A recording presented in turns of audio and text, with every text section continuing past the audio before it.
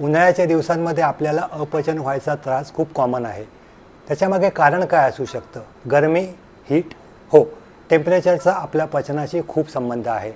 गरमीच्या दिवसात टेम्परेचर जेव्हा वाढतं तेव्हा आपलं मेटाबॉलिझम म्हणजे चयापचय क्रिया याचा वेग थोडा मंदावतो.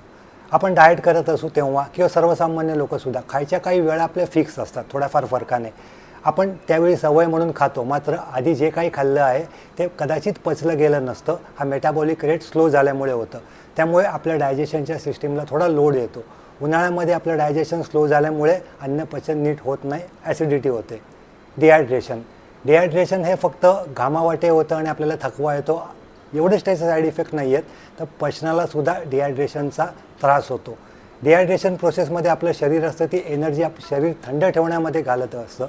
त्याच्यात पचायसाठी त्रासदायक असे काही पदार्थ आपण खाल्ले किंवा अवेळी खाल्लं तर शरीराला ते डायजेस्ट करायला खूप त्रास होतो. मग अशा वेळी करायचं काय? तर एक, फळं आणि भाज्या खूप खायच्या. तेलकट आणि तिखट पदार्थ शक्यतो या दिवसांमध्ये टाळायचे, जेणेकरून उन्हाळ्याच्या दिवसात आपल्याला इंडायजेशन, अपचन होणार नाही.